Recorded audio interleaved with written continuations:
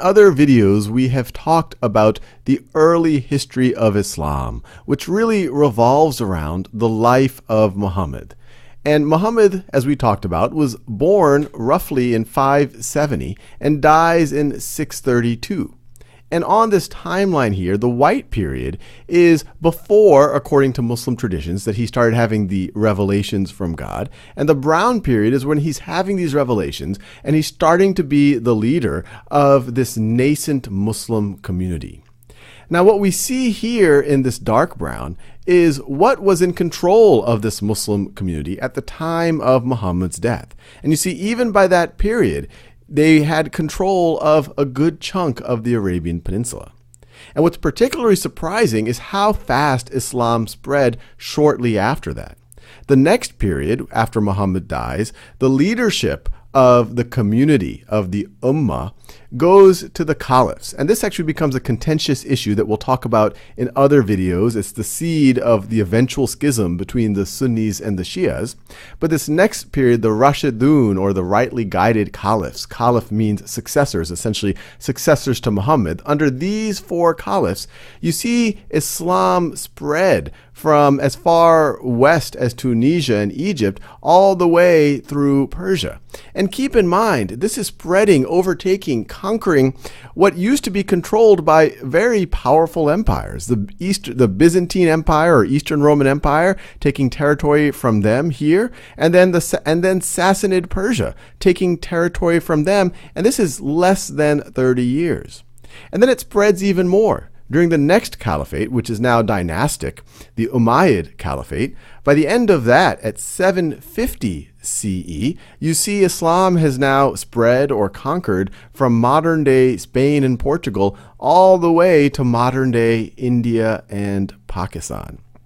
And we could continue this narrative, and we will continue to talk about it in future videos. But what's really interesting is to think about how and why it was able to spread this rapidly. There's very few instances in history where we see this type of an empire form this quickly. And to get some context on that, we have this text here from the American historian Ira Lapidus's book, Islamic Societies to the 19th Century. And Ira Lapidus writes, the expansion of Islam involved different factors in different regions. In North Africa, Anatolia, the Balkans, and India. So these are regions that we aren't showing in this map. Those happened later on, outside of the period depicted in this map. It was carried out by nomadic Arab or Turkish conquerors. And so that is a similar method that we're talking about, though, in this map. In the Indian Ocean and West Africa, it spread by peaceful contacts among merchants or through the preaching of missionaries. In some cases, the diffusion of Islam depended on its adoption by local ruling families. In others, it appealed to urban classes of the population or tribal communities. The question of why people convert to Islam has always generated intense feeling. Earlier generations of European scholars believed that conversion to Islam were made by the point of the sword, and that conquered peoples were given the choice of conversion or death. So according to Ira Lapidus, these early European scholars viewed it analogous to things like the Spanish Inquisition or some aspects of the Crusades or some of what we saw in the New World with the conquistadors, where it really was convert or die. But according to Lapidus, it is now apparent that conversion by force, while not unknown in Muslim communities, in Muslim countries, so there was some forced conversion, but according to Lapidus was in fact rare.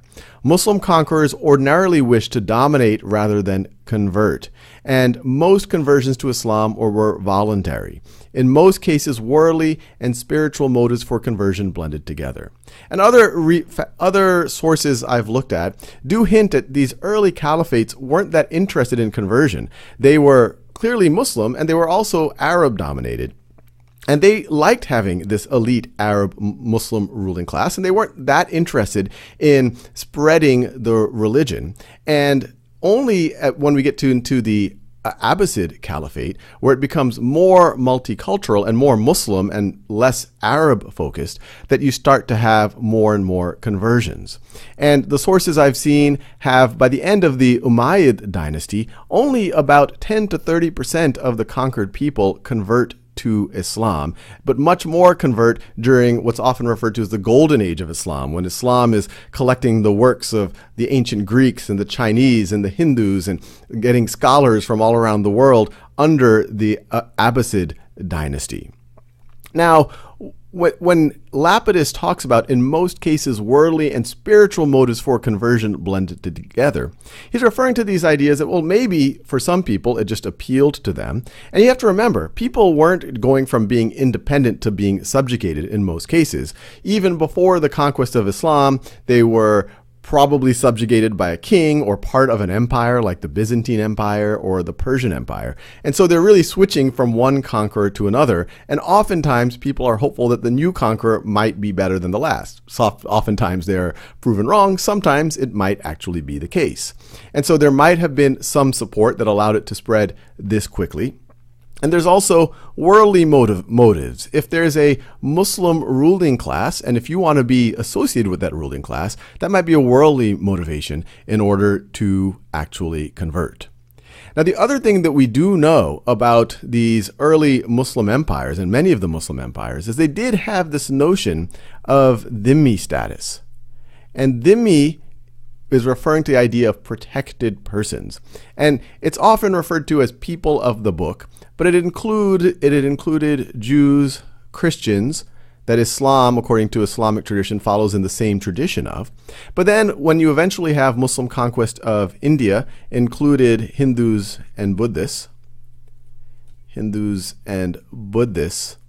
as well. And it also included Zoroastrians, who the early Muslims considered to be monotheistic. And the idea of dhimmi status is that they would have protected rights, they would have the same property, contract rights, but different political rights. The Muslim ruling class definitely had better political rights, and they would pay a different tax than what the Muslims actually paid.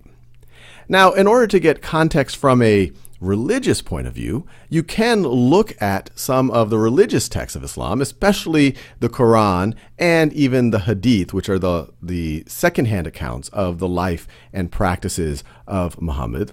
And there you get an interesting perspective. And so on the side of religious tolerance, you have excerpts like this. There shall be no compulsion in acceptance of the religion. Unto you your religion, and unto my religion. And from an ethnic point of view, there also seems to be a sense of non-superiority of one ethnicity over another. Indeed, there's no superiority of an Arab over a non-Arab, nor of a non-Arab over an Arab, nor of a white over a black, nor a black over a white, except by piety towards God. And this is from Muhammad's farewell sermon, this given by the Hadith, the life and sayings of Muhammad. Now, on the other hand, there definitely are more militant portions of the Quran. One of the most quoted excerpts is this one. And fight in the way of God those who fight you, but transgress not the limits. Truly God likes not the transgressors. And kill them wherever you overtake them, and expel them from wherever they have expelled you. And persecution is worse than killing. And do not fight them at the sacred mosque until they fight you there. But if they fight you, then kill them. Such is the recompense of the disbelievers. And if they cease, then indeed God is forgiving and merciful. Fight them until there is no persecution and until worship is acknowledged to be for God. But if they cease, then there is to be no aggression except against the oppressors. So a critical view of this is saying, look, this is clearly advocating to kill other people and fight those who are considered to be disbelievers. That's clearly a critical view of this. And you will not see this type of language, for example, in more pacifist notions of, say, the Gospels, and it's the Gospels, and it's definitely not the modern notion that we have of passive resistance or peaceful resistance in the notion of a Gandhi or a Martin Luther King. Now, those who would defend or see a little bit more nuance here would say, look, this is not talking about killing disbelievers arbitrarily. This is talking about killing those who are persecuting you. And they would say, look, this revelation is believed, according to Islamic tradition, to have come down when the Muslims were actively being persecuted by Muhammad's tribe, the Quraysh. They were in Medina. They were essentially in exile, and they were in fear for their lives. Muhammad's own life, the Quraysh had attempted to kill him. They were torturing and killing that early Muslim community. And in that context, they're saying, and fight the way of God those who fight you. So it's really out of defense, trying not to be persecuted. But transgress not the limits. And even there are rules of law here, or rules of engagement. And kill them wherever you overtake them, and expel them from wherever they have expelled you. And persecution is worse than killing.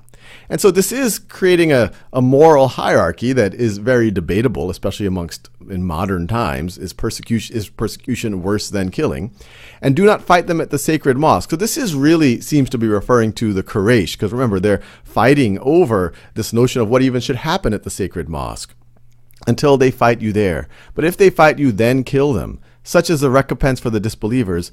And if they cease, then indeed God is forgiving and merciful. So to some degree, those who would see the nuance in this passage, they say, hey, look, this is talking about killing those who persecute you, but it actually seems to be a little bit more conciliatory than, remember, the Quran is, according to Islamic tradition, built on the traditions of the Old Testament and on Christian traditions, and especially relative to the Old Testament, which tends to be much more absolute. When someone is disliked by God, they just, whole cities or peoples are destroyed or killed, or God might command his prophets and the leadership to kill other people just because they displeased God in the Old Testament. People who would defend this passage or see nuance here says, look, this is about being persecuted and fighting persecution. And even if those persecutors stop, then don't seek revenge. And if they cease, then indeed God is forgiving and merciful. And there is to be no aggression except against the oppressors.